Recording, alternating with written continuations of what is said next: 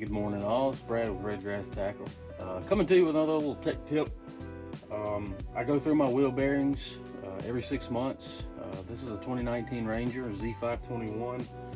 It's got the torsion axles, which aren't my favorite, but that's what's there. Originally came with the vault hubs. This time last year, March of 24, Bush Marine sent me all new bearing seals, and I swapped over from the vault hubs to the bearing buddies. A little bit cheaper, more economical, and a little bit easier to work with. You don't have to get the special grease with them. So anyway, it's been 6 months. Last October, I pulled the wheels off. I checked for bearing play, and I added a little bit more grease to them just to top it off.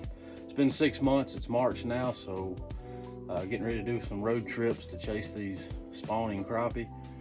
So I figured I'd let you guys in on what I do. So the first thing I did is I hooked it to the truck, and I jacked up the front axle. I've got to take some measurements on it. I'm looking at doing a replacement for that one axle.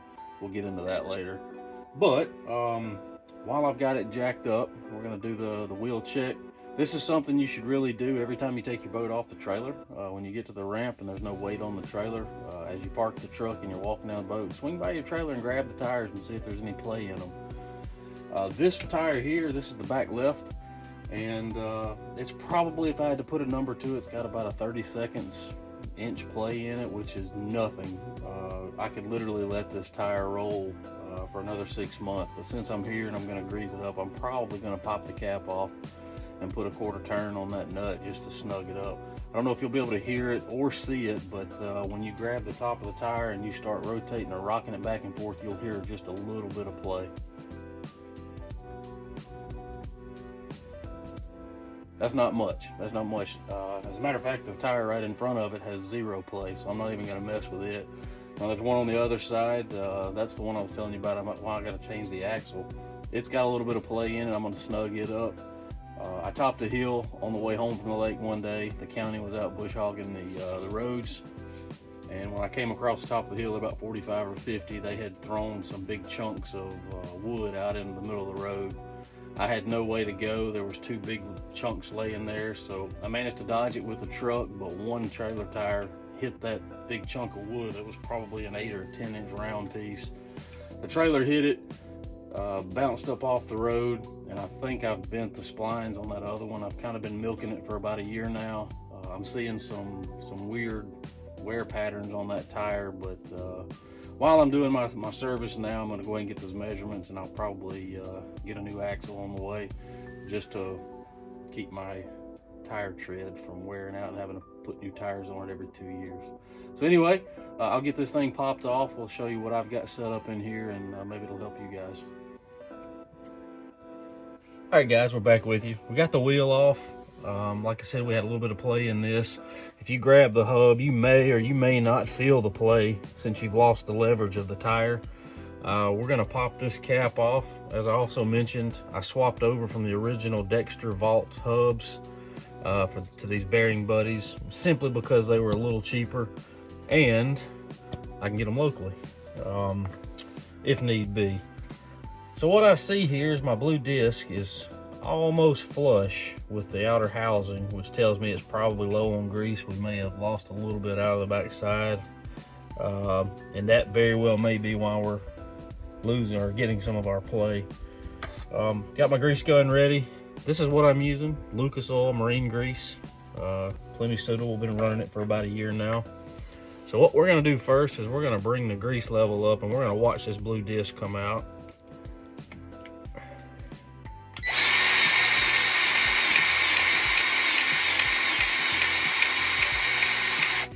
There it is. So now we've got some wobble. We can see this thing, and I can feel that grease is in there. So you can see it didn't take a whole lot.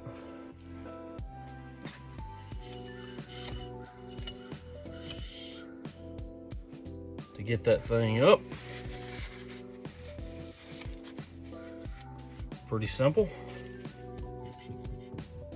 A little bit of play. I'm going to go ahead and pop this cap off, tighten that nut up just a little bit, and then put the wheel back on, and we'll call it done for this. While you're here, check your brake calipers, your disc pads, make sure they're not worn down. This trailer is a surge brake trailer, so it's got brakes, but you guys know that it works off the compression and retraction of the tongue. So if you get back here and you're working with your trailer and you realize it feels like your wheel's in a bind and it won't spin, before you get worried, go up front and see if your tongue is compressed any, because that will clamp these brakes down and you won't be able to move it. This one's moving free. It sounds good. I don't have any grease from the rear seal popping out. One thing to mention before I move on these torsion style, this main bolt that clamps down onto this this threaded axle, the splines, I took that original grade 5 bolt out and replaced it with a grade 8. I would suggest anybody else to do the same, because a lot of times when you grab the wheel, what you're going to notice is when you grab that wheel, you're going to feel play, but it may not be your bearings. It could very well be this clamp right here. That bolt has stretched over time and it gets loose right here. So change that out for a grade 8, tighten it down really good, and see if that fixes your wobble. Anyway, I'm going to continue going around the rest of these wheels. I've got 2 of them. I have a little bit of play.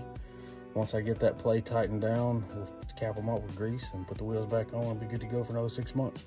Thanks, guys. All right, guys, we've got the hub off. This was here. We've taken it off. I had a little bit of grease beforehand, but I saw some things that you guys might be interested in seeing. On this particular model, you can see this little notched ring. That's a keeper. It goes on top of the nut, and it allows for when you put the key in, that it keeps the nut from backing off left or right. So I've already had this off. You can see this new key, and I'll show you. And that's it. That's all it is. It's got the little tabs in it, so that you got to get those lined up with the upper and lower hole. So you may have to adjust your nut a little bit to the right or to the left just to get a good lineup. I tightened it down probably 1 flat, and then I had to tweak it just a little bit to get this to line up. But what I did see while I got in here is some of these hubs that you're going to find. Actually, I don't know if you can see it really well in the video, but there is a hole drilled through the actual spindle itself. Now that's a threaded hole, and we're going to get a while we're here and we're servicing this thing, we're going to go ahead and make sure that we have a grease zert that will fit that. And then we're going to go ahead and pump some grease to the very back side of this hub, because it goes through and then it funnels up, and then it'll bring the grease forward from the back to the front. I'm going to go ahead and top that off. We get this thing open and see what we have here. I've got this kit from any auto parts store. Let's see. Might be a little bit too big. Nope, that's it. So we'll put that right there. You don't have to put it in tight. I may grab a pair of pliers and snug it just a little bit. Just like that. And I'll take this off and out of the way.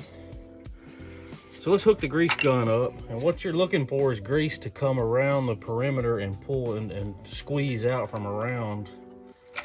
Keep a check on the back seal, because if it's a weak seal, you actually may blow the grease out of the back side.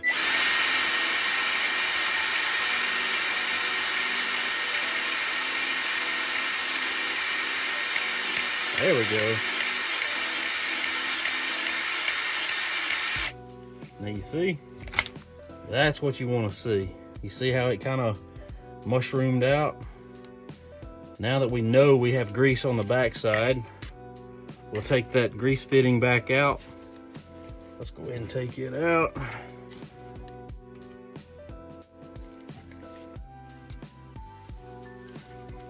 Ooh. Take it out, and I'll put it right there. We'll line this keeper up. That should do it. We're going to put a new key in it, so make sure you have some new keys, because as you bend them a couple of times, they do get weak and you do not want that thing to break.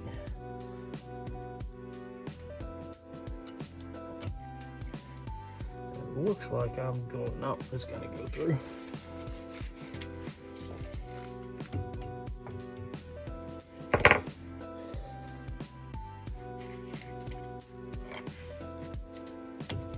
I'm gonna turn that thing a little bit.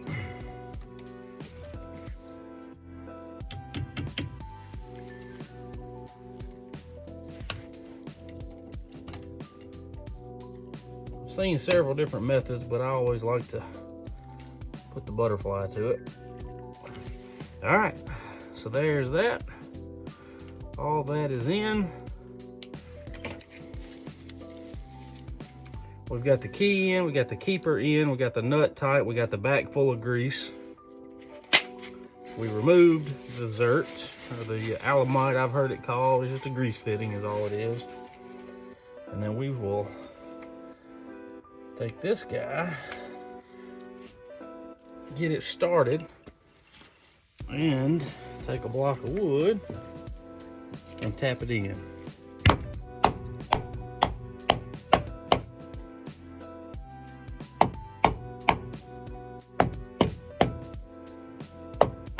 There we go. Be careful if you do that. I should have removed some grease from this so that I didn't take a chance on damaging it, but we're good to go. This hub is complete, minus the wheel.